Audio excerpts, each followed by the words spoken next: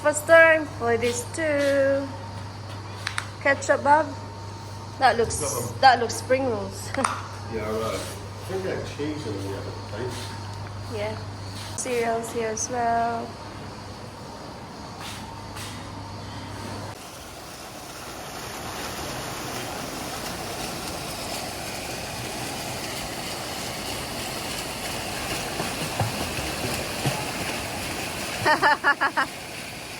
That was amazing, Kira.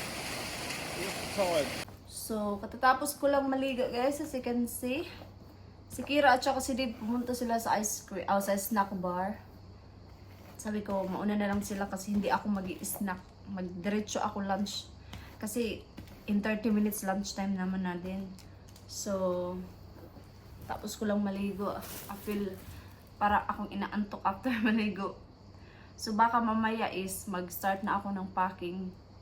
Kasi yung ibang mga clothes, mga labahan na siya. So, ipack ko na siya mamaya para alam ko kung anong ano yung space namin kasi gusto pa rin bumili ng mga t-shirts at saka jackets.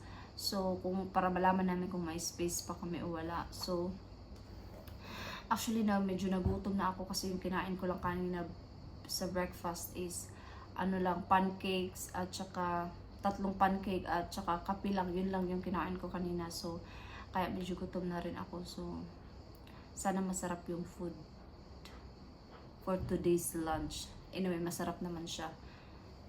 So, kaya I'm looking forward to have my lunch.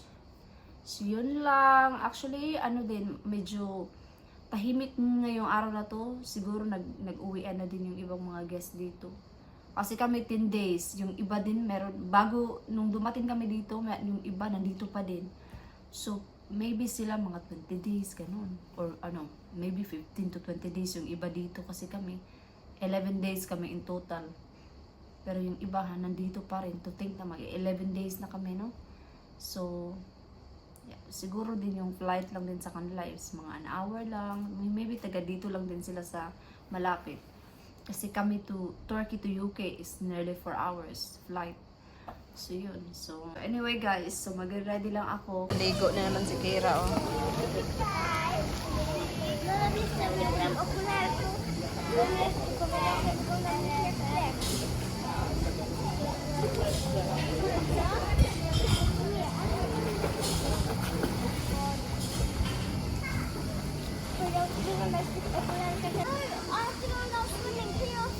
When you're ready.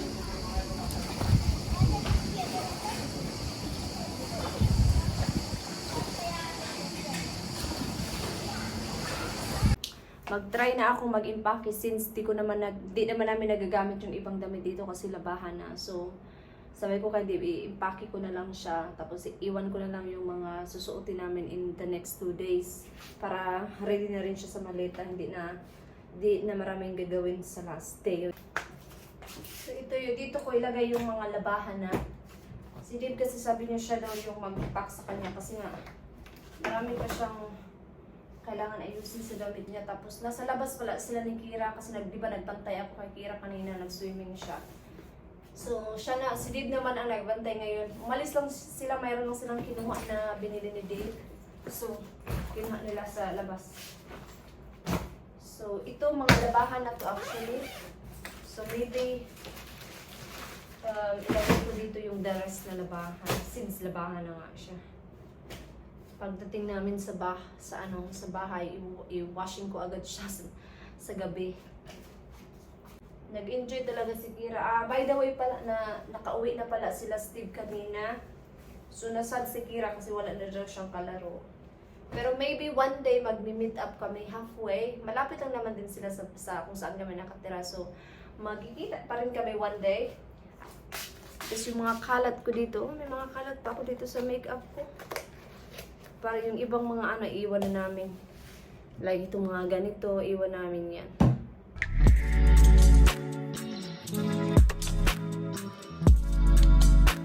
Kung sa Philippines pa to, naiyak na ako kasi ayoko pang bumalik ng UK.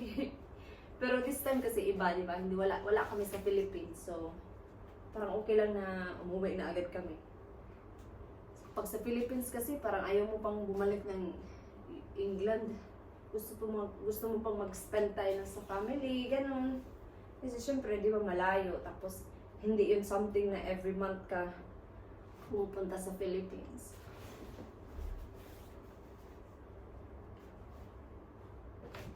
Yun, napuno na yung isang maleta. Mga labahan lahat.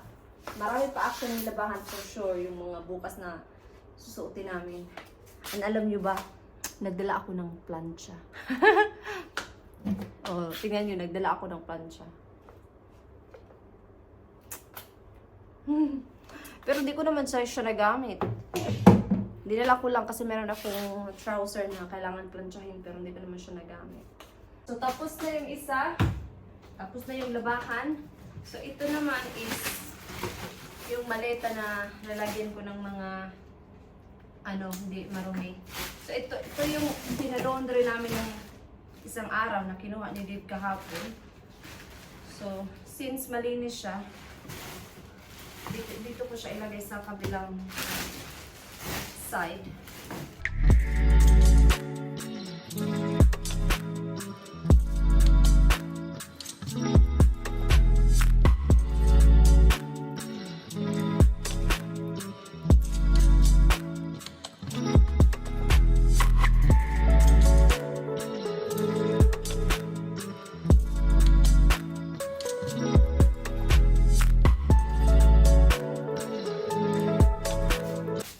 Marami pa actually kaming space, okay pa.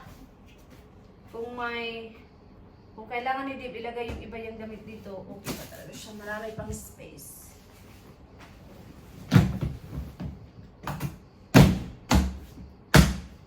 All good?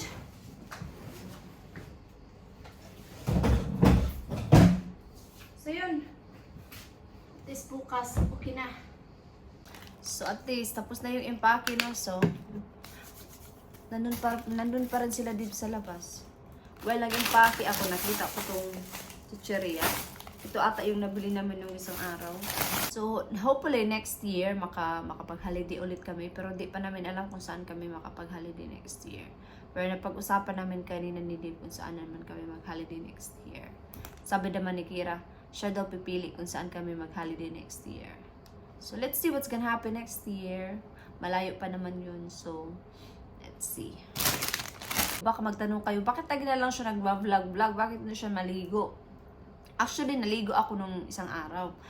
Kasi nga, bago kami nag-holiday, nagpa-doctor kasi ako na sa side ko na to.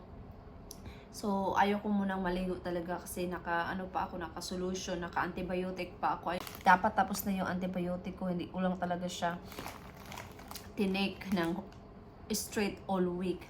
Kasi nga, nakakalimutan ko siya.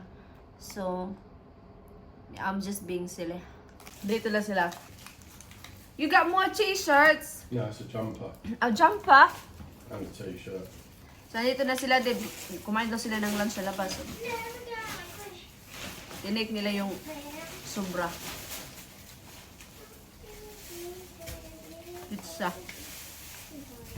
Is that what you wanted? Yeah. Well, I thought you got me navy, but it wasn't. Nagutom daw si Kira, kaya kumain sila doon. You only had 2 slices, Bob. Yeah. Oh.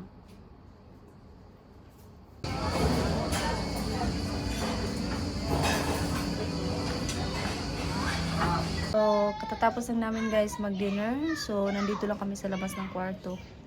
Hinintay ko kasi si Dave, nandun siya sa labas bumili ng tubig. So, si Kira nandito sa harap. Kasi may park kasi dito, binantayan ko. Nakikita ko kasi siya dito. So, yeah. So, end ko na yung vlog kasi wala naman na kaming gagawin. Ito yung view guys sa gabi. Yeah, yan yung pataas. Doon yung pool area. Meron din sa baba. So, dyan kami mostly kumakain. Pwede ka din kumain doon sa isang pool. Parang snacks kind of yung food doon. So, yan na yung mga palibot. Parang Pilipinas lang talaga siya. Tingnan niyo, may pusa.